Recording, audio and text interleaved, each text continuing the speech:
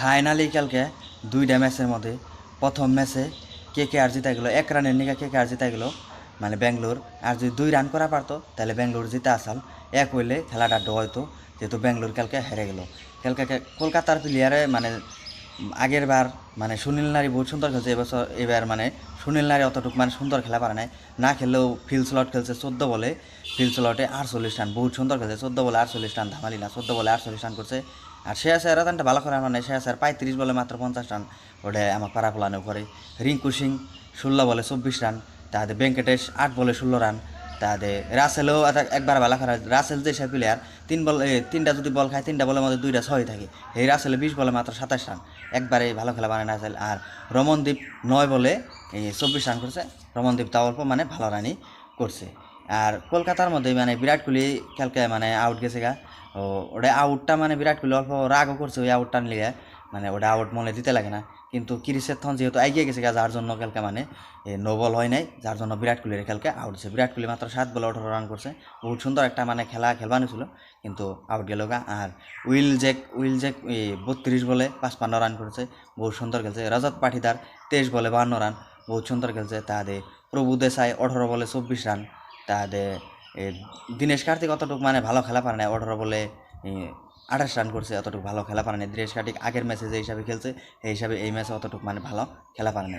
তারপরে করণ শর্মা লাস্টে পড়ায় ফিনিশিং করছাল, খেলাটা পড়ায় জিতাই সালি, এই লাগাতার 3টা মানে 6 মারসাল, কিন্তু তাও জিতে পারলো না। 7 বলে 20 রান করছে, বহুত মানে সুন্দর খেলছে করণ শর্মা, কিন্তু একের নিগা মানে মানে খেলাটা মানে হেরে গেল। আর এক হইলে ডয় তো আর কি, 2 হইলে মানে খেলাটা মানে জিতে গেত গা, কিন্তু অল্প নিগা মানে মানে হেরে গেল। আর ব্যাঙ্গালোর মানে কালকের ম্যাচটাই লাস্ট, কালকে যদি ম্যাচটা জিততো মানে চান্স পাইতো, পরের ম্যাচ ব্যাকটি জিতন লাগতো, তাহলে মানে ফাইনালে যাওয়ার মানে আশা থাকতো আর কি। তাও মানে আগের ম্যাচ যেটি থাকতো মানে ব্যাকটি মানে জিতন লাগতো, কিন্তু যেহেতু মানে কালকে হারছে তখন ব্যাঙ্গালোর মানে একদম সাটাই, ব্যাঙ্গালোর আর কাম নেই। আর রাত্রের ম্যাচের মধ্যে খেলা আমি মানে খেলাটাই বুঝলাম না। পাঞ্জাবে মাত্র 142 রান, ওটা রান হইলো 142 রান। হায়দ্রাবাদের সামনে এই 142 রান তো হায়দ্রাবাদে পার পেলেতেই বানায়, এটা কি রান হইলো, এটা রান হইলো? আর মাত্র আর কি 142 রান যে হইব না, একজন প্লেয়ারও 50 করা নেই, দুটা টিমের একটা টিমেও 50 করা নেই। দুটা টিমে কিন্তু খেলা পর টক্কর হয়েছে, দুটা টিমের একটা টিমেও মানে টক্কর হয় নাই, খেলা এই 50 হয় নাই, এই 50 হয় নাই দুটা টিমের মধ্যে, একটা টিমের মানে প্লেয়ারও 50 করা পারে নাই। প্রভ সিমরন আছে পাঞ্জাবের প্রভ সিমরন 21 বলে 35, ওটা হাইস পাঞ্জাবের 21 বলে 35, ওটা হচ্ছে এই পাঞ্জাবের হাইস মানে রান করছে প্রভ সিমরন। আর গুজরাটের রাহুল ত্রিপাঠিয়া 36 রান, 18 বলে 36 রান, রাহুল ত্রিপাঠিয়া হাইস। আর সুমন গিলও করছে 35, কিন্তু 36 করছে রাহুল ত্রিপাঠিয়া মানে হাইস রান এই কালকের ম্যাচে।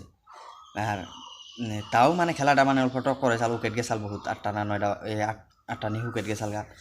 লাস্ট ওভারে হে জিতছে, 20 ওভার কালে হে জিতছে, 19 ওভার 1 বলে মানে জিতে গেল গা এই গুজরাট। তো আজকে আছে মুম্বাই আর রাজস্থান। আজকে কারে সাপোর্ট করি, মুম্বাইয়েরও সাপোর্ট না দিলেও হয় না। মুম্বাই যেহেতু তখন মানে একটা কাম ব্যাক করছে, হয়তো যে তার আশা আছে মুম্বাই, কিন্তু গুজরাট রাজস্থানও বর্তমান কম না। তখন রাজস্থানে মানে বোর্ড মানে সময় ফর্মে আছে কি কি সঞ্জু স্যামসং, তারপরে রিয়ান পরাগ, তারপরে বাটলার, এটি মানে পুরা ফর্মে আছে। মুম্বাইও কম না, কিন্তু হইলেও মানে কাম ব্যাক করছে, মুম্বাই কাম ব্যাক করছে। রোহিত শর্মা ওখান মোটামুটি ভালোই খেলতে আছে, তাদের সূর্যকুমার আছে, সূর্যকুমারে মানে ভালোই খেলতে আছে, কিন্তু যদি ভালোই খেলে তাহলে সাপোর্ট করি মুম্বাইয়েরই, মুম্বাই মানে জিতুক। তোমরা কারে সাপোর্ট করো কমেন্টে জানাই।